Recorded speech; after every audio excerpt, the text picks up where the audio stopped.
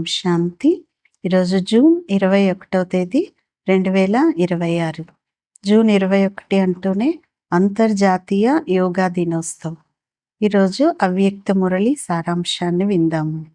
ఈ అవ్యక్త మురళిని అవ్యక్త బాప్దాదా నవంబర్ 15, 2010లో వినిపించారు.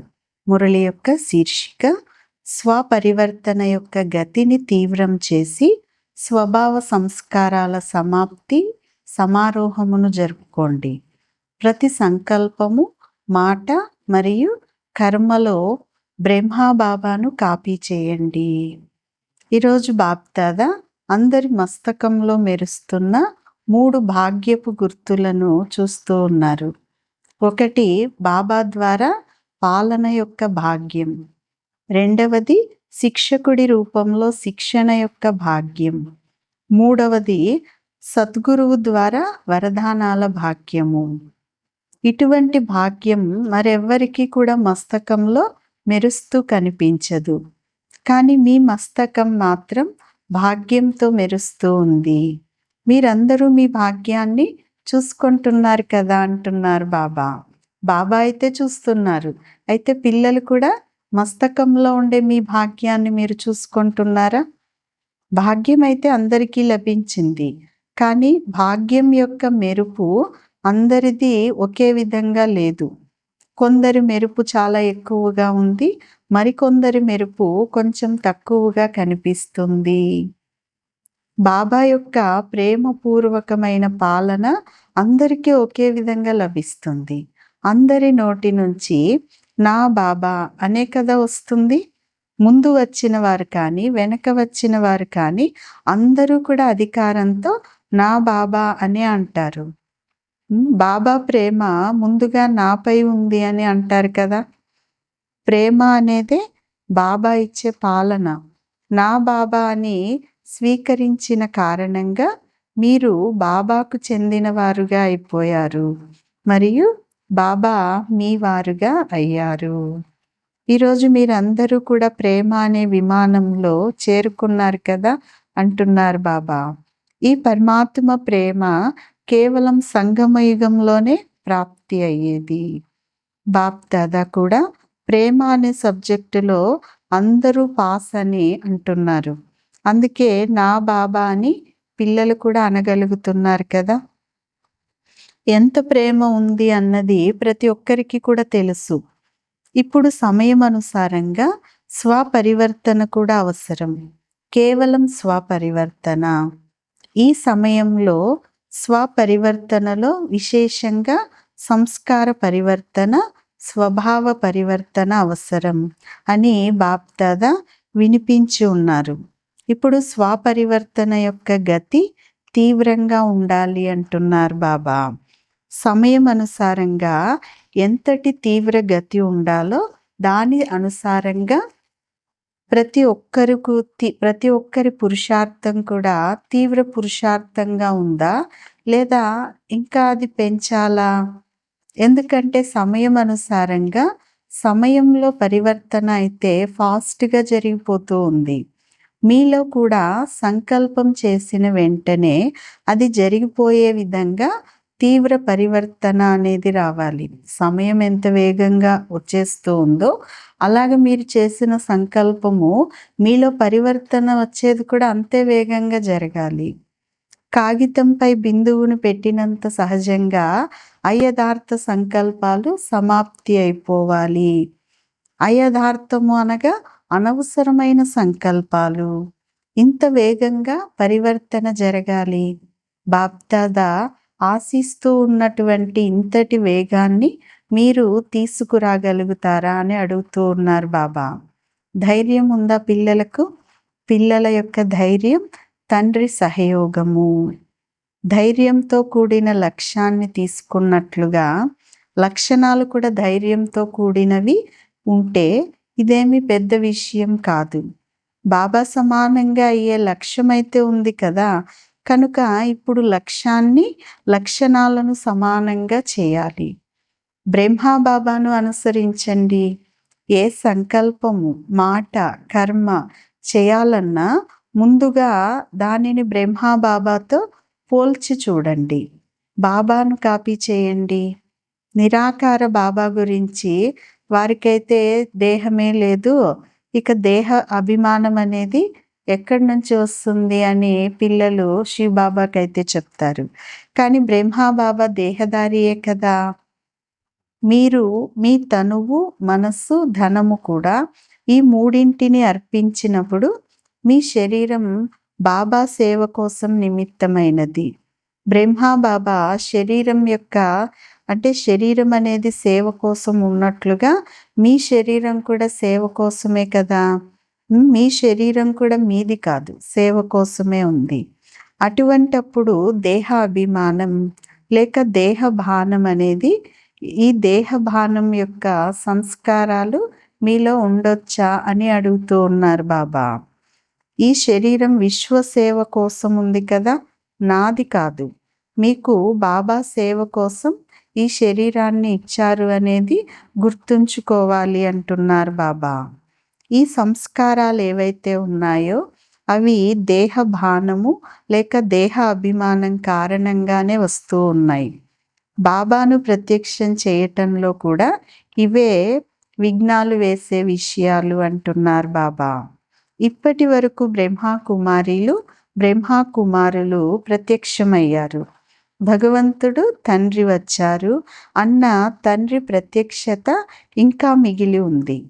పురుషార్థం చేస్తున్నారు, కానీ మా తండ్రి వచ్చారు, ఇది భగవంతుడి యొక్క ఉవాచ, కానీ బ్రహ్మకుమారిల ఉవాచ కాదు అనేది ప్రత్యక్షత ఇప్పుడు జరగాలి అంటున్నారు బాబా. స్వభావ సంస్కారాల పరివర్తన అవ్వటం ద్వారా మీ అందరి ముఖము మరియు నడవడిక ద్వారానే ప్రత్యక్షత అనేది జరుగుతుంది. దీనికోసం రేపటి నుండి స్వభావ సంస్కారాల యొక్క పరివర్తన చేసుకోవాలి.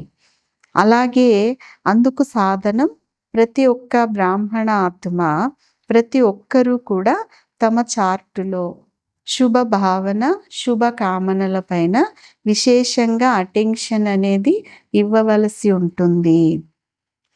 బాబా అంటారు, మీరు కూడా అమృత వేళ నుంచి నేను ప్రతి ఆత్మ పట్ల శుభ భావన, శుభ కామన ఉంచాల్సిందే అని సంకల్పం చేసినప్పుడు పరివర్తన అవ్వాలన్న సంకల్పము పూర్తి అవుతుంది. అంటే అమృతవేళ సంకల్పం చేయండి అంటున్నారు బాబా. పరిస్థితులైతే వస్తాయి, వాటి పని రావటం మాయ కదా. మీ పని దానిపైన విజయం పొందటం. బ్రహ్మాబాబా ఎదుట ఎన్నో సంస్కారాలు కలవారు వచ్చారు.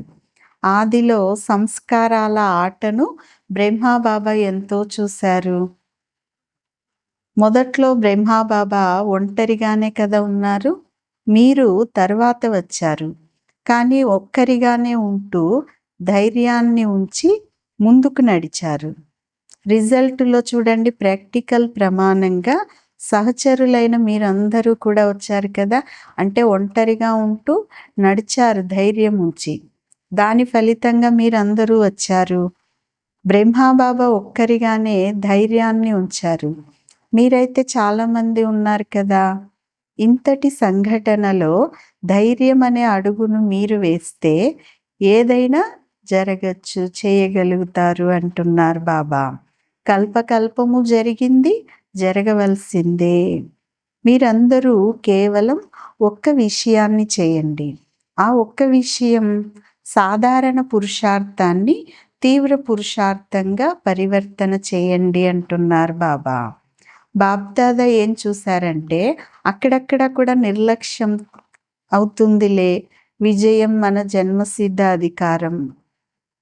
ఈ మాటలు జ్ఞానం ఆధారంగా నిశ్చితమే, కానీ నిర్లక్ష్యంతో కూడా ఇవే మాటలు అంటారు.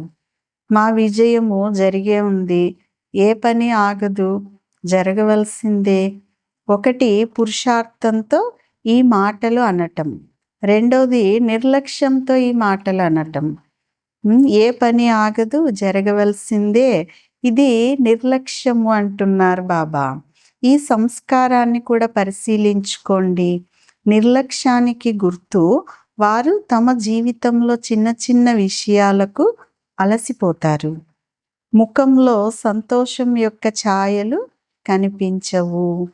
సేవతో పుణ్యం జమ అవుతూ ఉంటే ముఖంలో సంతోషం అనేది కనిపించాలి కదా అంటున్నారు బాబా.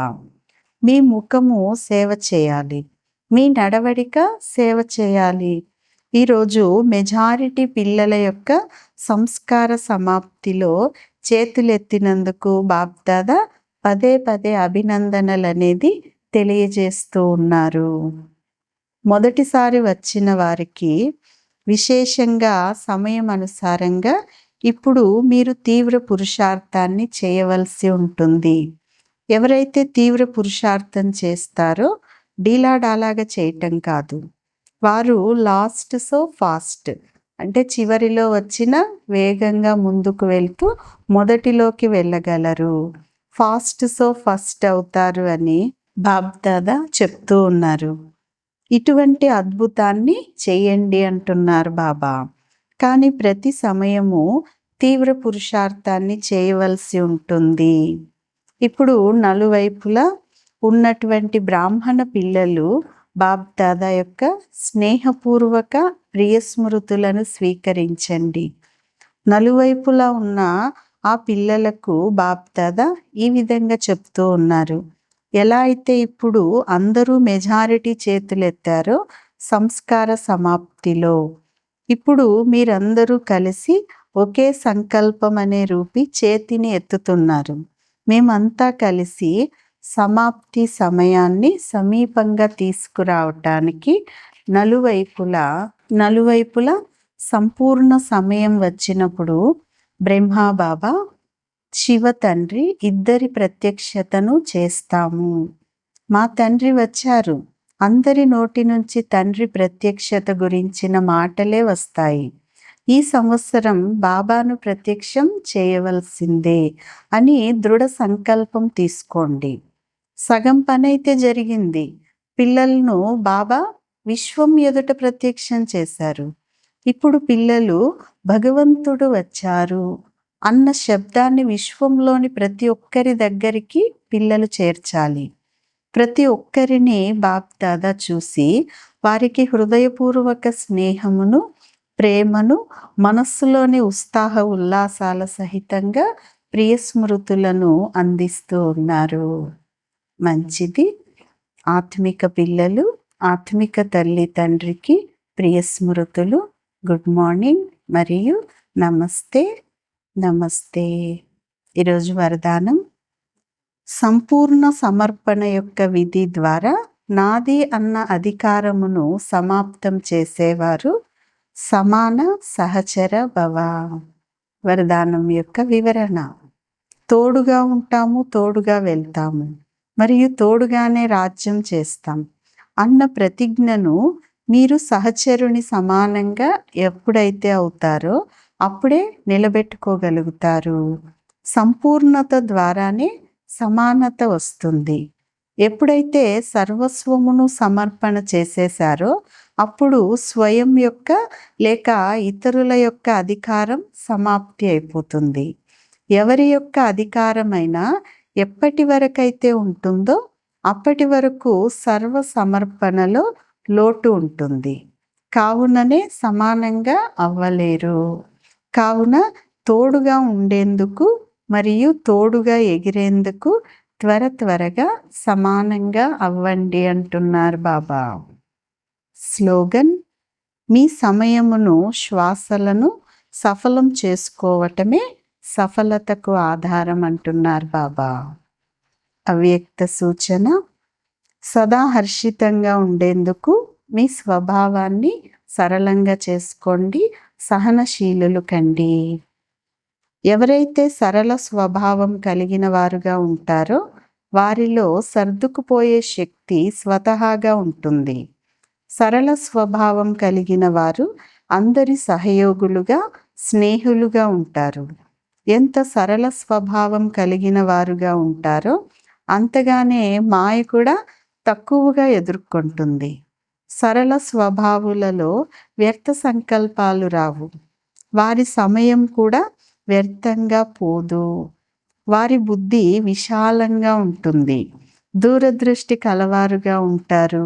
అందువలన వారి ముందు ఏ సమస్య కూడా ఎదుర్కోలేదు అంటున్నారు బాబా. మంచిది. ఓం శాంతి.